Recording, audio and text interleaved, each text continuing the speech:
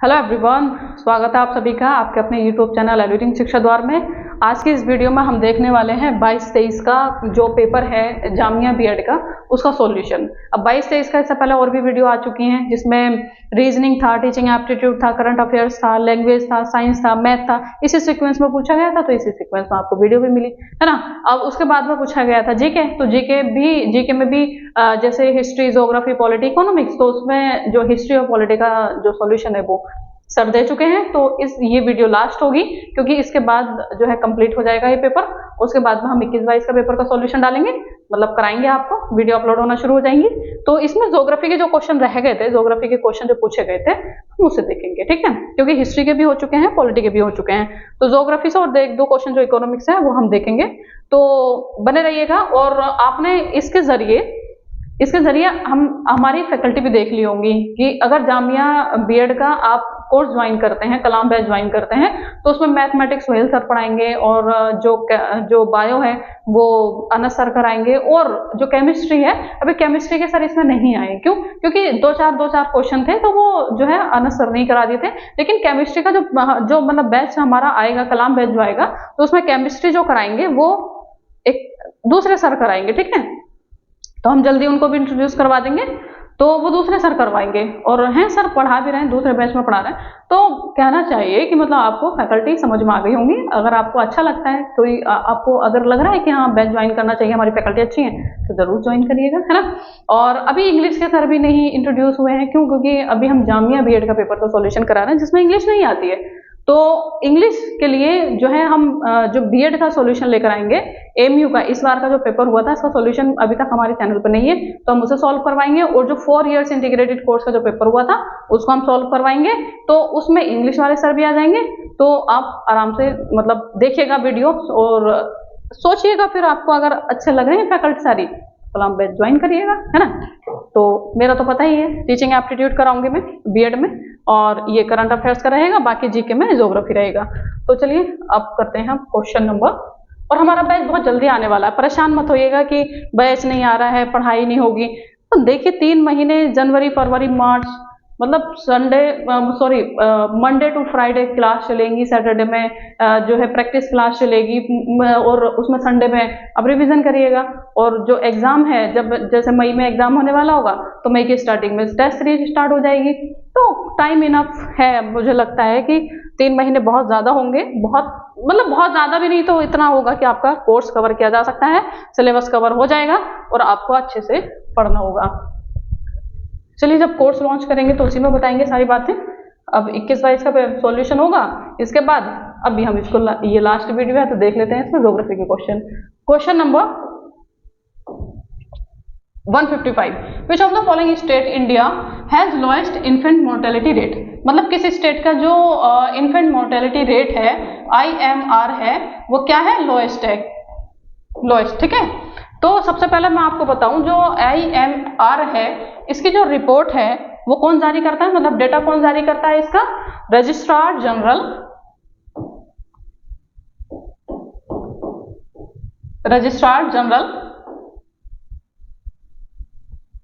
Of India, ठीक है। पूछा जा सकता है कि इसका डेटा जारी कौन करता है, तो वो करता है रजिस्ट्रार जनरल ऑफ इंडिया। और रजिस्ट्रार जनरल ऑफ इंडिया किसके अंतर्गत आता है? Home ministry. अब आप पूछेंगे कुछ बच्चे कि आपने हिंदी में क्वेश्चन क्यों नहीं डाले हैं इसमें, तो मैं हिंदी में एक्सप्लेन कर दूंगी इसको, ठीक है, परेशान मत होइएगा, मैं हिंदी में भी बता दूंगी। होम मिनिस्ट्री मतलब गृह मंत्रालय, गृह मंत्रालय के अंतर्गत क्या आता है? रजिस्ट्रार जनरल ऑफ इंडिया, जो कि डेटा जारी करता है किसका? इन्फेंट मोर्टेलिटी रेट, ठीक है। इतना तो समझ में आ गया। अब हम देख लेते हैं लोएस्ट और हाईएस्ट। लोएस्ट जो है इसका वो है केरल, ठीक है, और केरल में कितना है? 6, क्लियर। फिर हाईएस्ट की अगर मैं बात करूं, क्योंकि लोएस्ट देखा है तो हाईएस्ट से भी क्वेश्चन बन सकता है, तो हाईएस्ट जो है वो है MP, मतलब मध्य प्रदेश का, और जिसका 46 बहुत हाई है, तो 46 है। और उसके बाद में एक एवरेज भी हमें जानना चाहिए इंडिया का, है ना। अब ये तो पता चल गया कि लोएस्ट किसका है और हाईएस्ट किस स्टेट का है। अगर पूछ ले कि इंडिया का मतलब एवरेज क्या है, पूरे इंडिया का कितना है, तो वो है 26, क्लियर, ध्यान रहेगा, ठीक है। तो आपको इतने सारे क्वेश्चन, तो हमारा इसके अकॉर्डिंग आंसर बन जाता है केरल। और ये जो मैंने बताया है वो 19 के अकॉर्डिंग बताया है, ठीक है। और ये जो इंडिया का है लेटेस्ट है 2023। क्लियर, समझ में आया। इन्फेंट मोर्टेलिटी रेट का डेटा कौन जारी करता है? Registrar general of India. और रजिस्ट्रार जनरल ऑफ इंडिया किसके अंतर्गत आता है? होम मिनिस्ट्री, मतलब गृह मंत्रालय। और जो लोएस्ट है वो किसका है? केरल का 6। जो हाईएस्ट है वो एमपी का है 46। और अगर इंडिया की बात करें तो वो है 26। एवरेज भी पूछा जा सकता है। क्लियर है। देखते हैं question number 156। Which of the following activities does not belong to primary sector? मतलब प्राइमरी सेक्टर से कौन सी इकोनॉमिक एक्टिविटीज रिलेटेड नहीं है? फिशिंग, माइनिंग, फॉरेस्ट्री और बैंकिंग। इस क्वेश्चन को समझने के लिए आपको जानना पड़ेगा कि प्राइमरी सेक्टर क्या होता है और उससे और भी सेक्टर होते हैं। तो हाँ, होते हैं। जैसे सबसे पहले तो हम बात करेंगे प्राइमरी की। तो प्राइमरी सेक्टर होता है इकोनॉमिक एक्टिविटी में, है ना। और एक होता है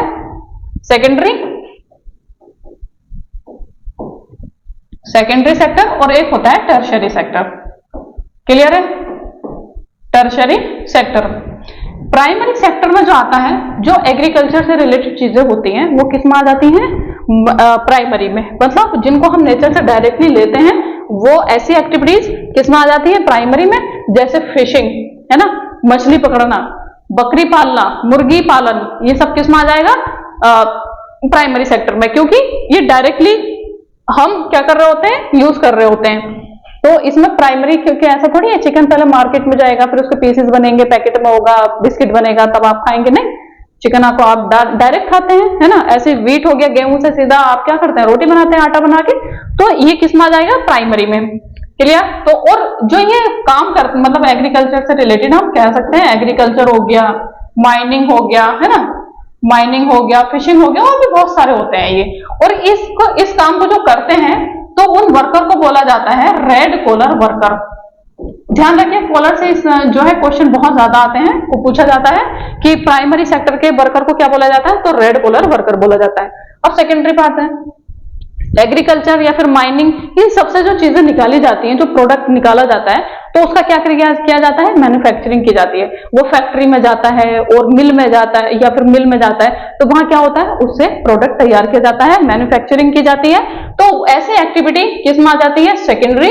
जो मतलब इसको हम इंडस्ट्रियल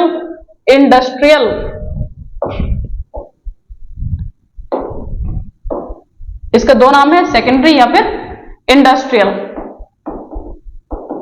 एक्टिविटी सेक्टर, ठीक है। इसमें मैन्युफैक्चरिंग की जाती है। ध्यान रखिएगा, इसमें क्या किया जाता है? मैन्युफैक्चरिंग की जाती है। इसके एक एग्जांपल से मैं बाद में समझाऊंगी, पहले आप समझिएगा। और ये जो वर्कर होते हैं उसको बोला जाता है blue collar worker. Blue collar कह सकते हैं। कलर तो आपको समझ में आ ही गया होगा। ब्लू कॉलर वर्कर आता है टर्शियरी। टर्शियरी जो होता है इसको सर्विस सेक्टर भी बोला जाता है। सर्विस सेक्टर, ठीक है। इसमें जो मैन्युफैक्चरिंग करके जो प्रोडक्ट बनता है उसको सेल करने का, उसके सर्विस देने का काम कौन करते हैं? टर्शियरी सेक्टर में। और जो ये लोग जो काम करते हैं वो क्या कहला जाते हैं? व्हाइट कॉलर वर्कर, ठीक है। White collar worker. अब एक एग्जांपल से समझते हैं। समझ में आ गया इतना, है ना। अब एक एग्जांपल से भी समझते हैं और इसको आगे और भी डिवाइड किया गया, और भी उसमें पार्ट में डिवाइड किया गया, उसको भी हम जानेंगे। प्राइमरी में क्या किया? मान लें यहाँ पर आपने शुगर केन लगाया, शुगर केन आया, तो शुगर केन से डायरेक्ट आप अपने घरों में तो चीनी बनाते नहीं है कि शुगर केन को से रस निकाला, उससे शुगर बन गया, चीनी बन गया। नहीं, उसे वो कहाँ जाता है? शुगर केन यहां आपने उगाया, एग्रीकल्चर प्राइमरी फार्मर ने उगाया था। उसके बाद में ये आया मिल में इसकी क्या बनी? शुगर, चीनी बनी, ठीक है। अब ये शुगर ऐसा भी नहीं है भाई मिल ने डायरेक्ट जो है आपके घरों में मशीनें लगा रखी हैं तो डायरेक्ट आपके घरों में चीनी बन जाती है। नहीं, मिल में चीनी बनती है तो उसके लिए आपके घरों तक पहुंचाने के लिए ट्रांसपोर्टेशन की भी जरूरत होती है, लोगों की जरूरत होती है।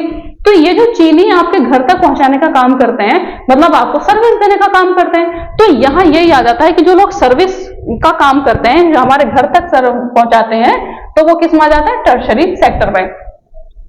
क्लियर हुआ? ट्रांसपोर्टेशन भी आ जाएगा और मतलब जो शॉपकीपर हो जाते हैं वो भी इसी में आ जाएंगे, टर्शियरी। अब एक बात आप बताएंगे, टर्शियरी में जैसे आप बोला कि सर्विस सेक्टर भी इसको बोला जाता है। तो टीचिंग भी तो सर्विस हो गई है ना, डॉक्टर भी तो सर्विस दे रहा है, और भी बहुत सारे ऐसे हैं। तो क्या इसी कैटेगरी में डालना ठीक था? नहीं, क्योंकि एक इलेक्ट्रिशियन भी सर्विस देता है, एक ड्राइवर भी सर्विस दे रहा है ना, और एक टीचर भी सर्विस दे रहा है, एक डॉक्टर भी सर्विस दे रहा है। तो इसे हम एक कैटेगरी में कैसे रख सकते हैं? तो इसलिए आगे चल के इसको डिवाइड कर दिया गया, मतलब इसको और पार्ट में डिवाइड कर दिया गया, क्वाटरनरी। ठीक है, क्वाटरनरी में। और इस जो टीचिंग है, डॉक्टर है, तो कहना चाहिए नॉलेज बेस्ड जो एक्टिविटी होती हैं, तो वो किस में आ जाती है? क्वाटरनरी सर्विस, क्वाटरनरी सेक्टर में। क्लियर हुआ? और इसको हम गोल्ड कॉलर वर्कर बोलते हैं, गोल्ड कॉलर वर्कर। अब एक कॉलर से क्वेश्चन और आता है, आपको पता चल गया रेड कॉलर किससे है? प्राइमरी से। ब्लू कॉलर सेकेंडरी से। व्हाइट कॉलर जो है टर्शरी से। और जो गोल्ड कॉलर है वो है क्वाटरनरी से। अब एक क्वेश्चन कॉलर से और बनता है कि पिंक कॉलर कौन होते हैं? पिंक कॉलर वर्कर कौन होते हैं? पिंक कॉलर जो वर्कर होते हैं वो रिलेटेड होते हैं फीमेल वर्क से। ठीक है, फीमेल वर्क से रिलेटेड होते हैं, तो इसलिए इनको बोला जाता है पिंक कॉलर वर्कर। क्लियर? और जैसे नर्सिंग, ठीक है, जैसे नर्सिंग। अब आपकी समझ में आ गया होगा। अब एक बात और मैं बताऊं आपको, जैसे आपको पता चल गया प्राइमरी, फार्मर अपना खेती वेती कर रहा है, जो माइनिंग हो रही है वो सब प्राइमरी में आ गया। सेकेंडरी में आ गया जो मतलब जो इसको मॉडिफाई कर रहे हैं, जैसे गेहूं से फैक्ट्री में गया, उसने बिस्किट बना दिया, वो सेकेंडरी में आ गया। बिस्किट जिसने सेल किया वो टर्शरी में आ गया। फिर उसके बाद में हमारे जो बच्चों को पढ़ाने का काम कर रहा है, जो हमारी अगर तबीयत खराब होती है हमें देखने का काम कर रहा है, सर्विस का काम कर रहा है, तो वो किसमें आ गया? क्वाटरनरी में। इसके ऊपर भी तो एक लेवल होता है, गूगल का सीईओ, फेसबुक का सीईओ, बड़ी बड़ी जो कंपनी है उसका सीईओ। क्या मार्क जुकरबर्ग को आप इसमें रखेंगे? नहीं, वो आ जाता है एक और जो सेक्टर है क्वेनरी, हिंदी में इसको बोलते हैं पंचम आर्थिक क्रियाएं। तो ये आ जाता है क्वेनरी में। और जैसे ये बोलता है आई एम योर बॉस, मैं क्या हूं? तुम्हारा बॉस हूं। मतलब क्या है? सबसे ऊपर होता है इसकी पोस्ट, जैसे सीईओ वगैरह। ठीक है, आपको समझ में आ गया होगा, मैंने काफी डिटेल में इस क्वेश्चन को बताया है। नेक्स्ट क्वेश्चन पे चलते हैं। Question number 157, which of the following is a renewable resource. Renewable को अगर आप ब्रेक करेंगे तो री मतलब दोबारा, पुनः, अगर हिंदी में बात करें तो पुनः, है ना, फिर से। और न्यू का मतलब नया, है ना, और एबल का मतलब योग्य, मतलब जिसे दोबारा बनाया जा सके। तो आपको बताना है जिसे दोबारा बनाया जा सके ऐसा सोर्स। कोल एक बार जलने के बाद में क्या आप उसे दोबारा बना सकते हैं? जो जलाने के बाद में रॉ मटेरियल बचा, जो राख बची, तो उससे हम दोबारा कोल बना लेंगे? नहीं, तो कोल हमारा रिन्यूएबल रिसोर्स नहीं होगा। सेकंड ऑप्शन है फॉसिल फ्यूल। फॉसिल फ्यूल होते हैं जैसे पेट्रोल हो गया, डीजल हो गया, है ना।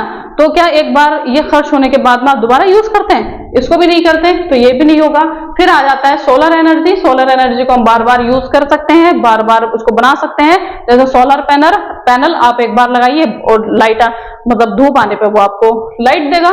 पेट्रोलियम भी नहीं होगा, एक बार इसका यूज करने पे दोबारा यूज नहीं हो सकता। नेक्स्ट क्वेश्चन है question number 158, black soil. Black soil से पहले भी क्वेश्चन आ चुका है और इस पेपर में भी आया है। तो आप बताएं, पूछा गया आपसे ब्लैक सॉइल में इनमें से कौन सा नहीं तत्व पाया जाता, कौन सा तत्व नहीं पाया जाता? कैल्शियम, मैग्नीशियम, फास्फोरस या फिर पोटाश? बताएंगे इसका आंसर?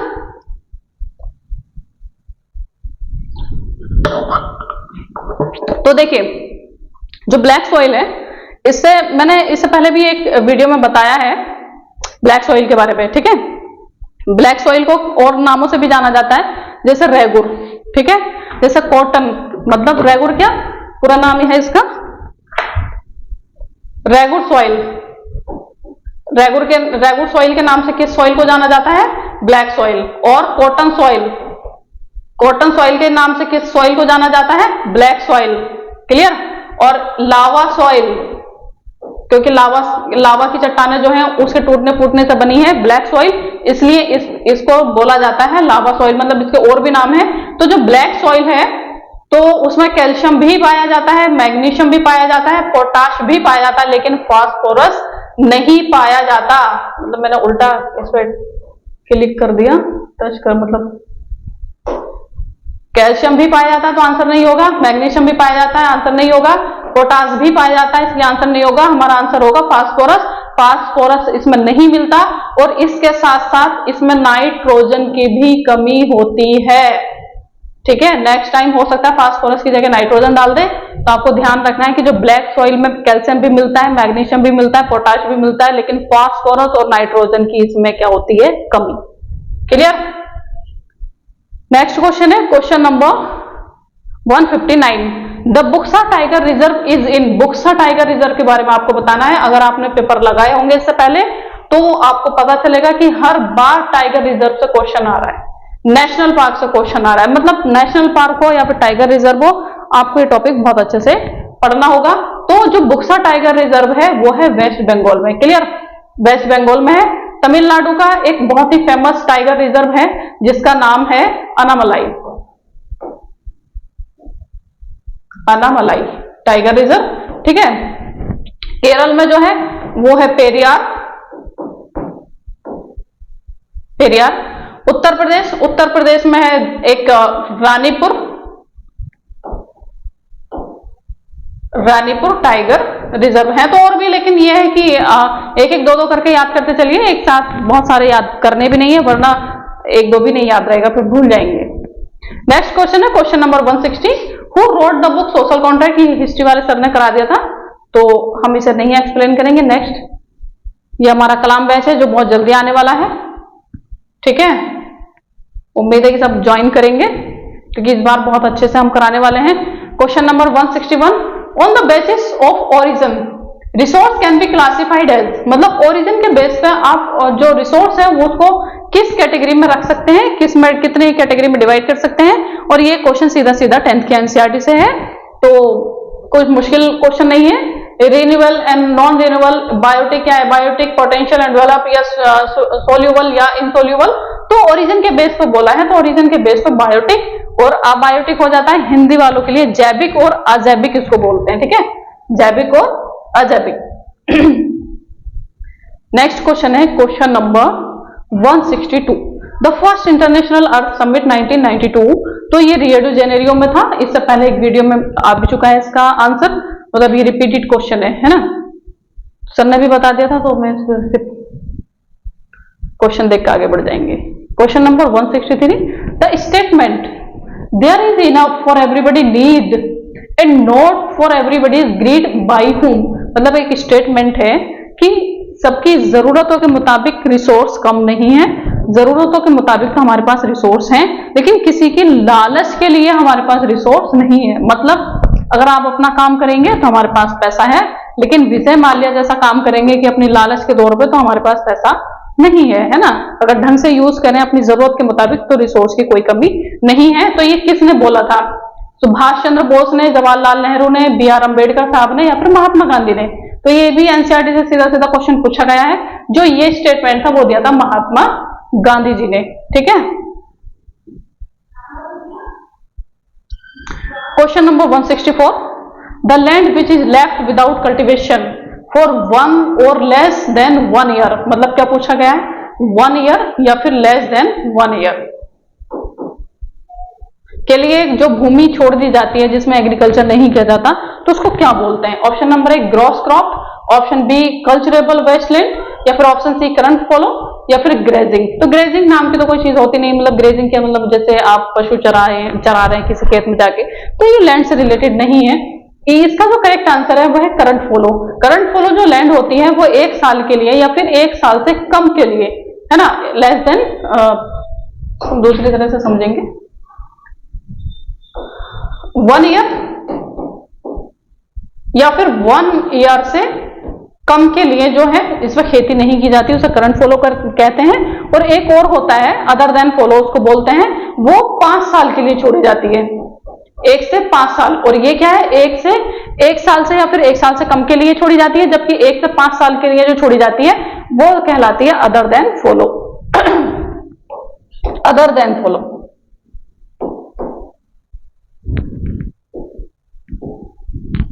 ध्यान रखिएगा। नेक्स्ट क्वेश्चन है क्वेश्चन नंबर 165।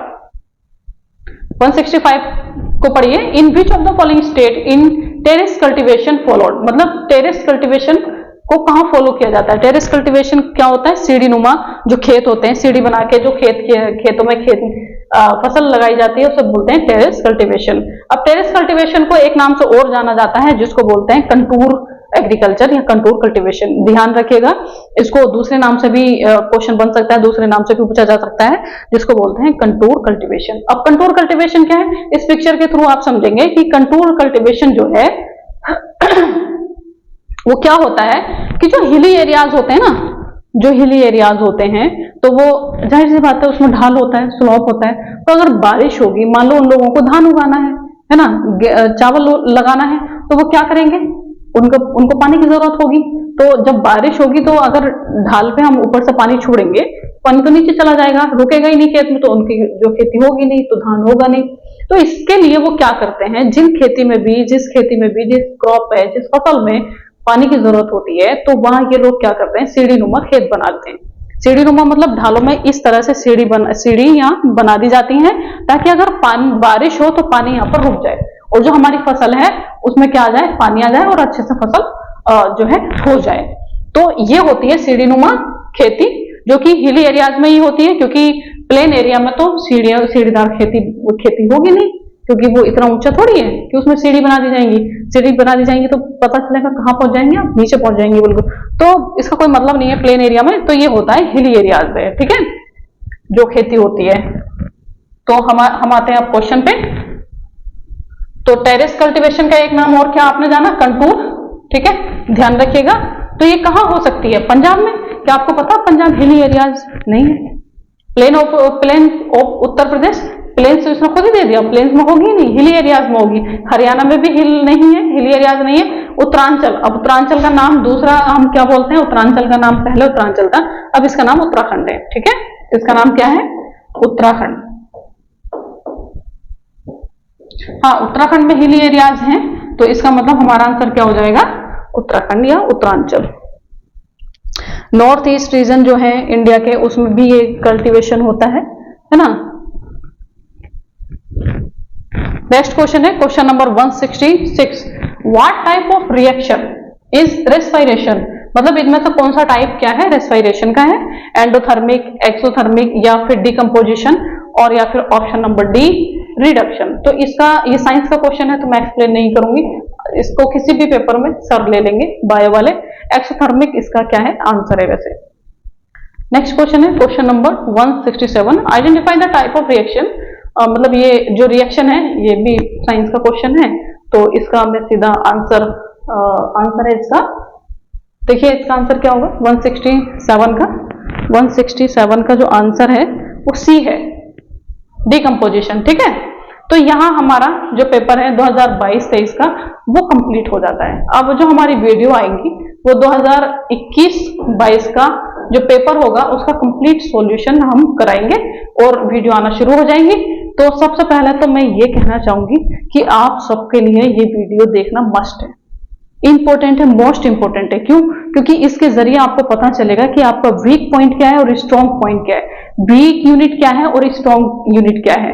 इसके बाद में आप देखेंगे कि उसके बाद हमारी फैकल्टी को देखेंगे कि हमें बैच ज्वाइन करना चाहिए या फिर नहीं करना चाहिए, आप ये सोचेंगे। फिर उसके बाद जो भी यूनिट स्ट्रॉन्ग होगी, जो भी यूनिट आपकी वीक होगी, तो उसमें आप एनालिसिस कर पाएंगे कि क्या मेरे जो यूनिट वीक है, क्या ऐसी कोई फैकल्टी है जो मेरी स्ट्रॉन्ग करेगी, वो यूनिट अच्छे से पढ़ा पाएगी। उसके बाद एनालिसिस ये सब करने के बाद में आप जो है हमारा बैच ज्वाइन कर सकते हैं या फिर नहीं कर सकते हैं, है ना। तो हमने पहले ही आपको एक ओपन प्लेटफॉर्म पे ये सब कुछ बता दिया कि हमारी फैकल्टी कौन है, हम बैच में क्या करने वाले हैं, कैसे पढ़ाने वाले हैं, कौन पढ़ाने वाले हैं, है ना। और सबसे पहली बात तो PYQs कराने का मकसद ये था कि आप जाने अपना लेवल और जाने कि एग्जाम का लेवल क्या है और किस तरह से क्वेश्चन आते हैं। तो हमारा यहाँ पर 22-23 का सोल्यूशन कंप्लीट होता है। अब आपको मिलना शुरू हो जाएगा किसका, 21-22 का सोल्यूशन, ठीक है। उसके बाद में 20-21 का कराएंगे और उसके बाद फौरन बाद हम बैच स्टार्ट कर देंगे। Thanks for watching.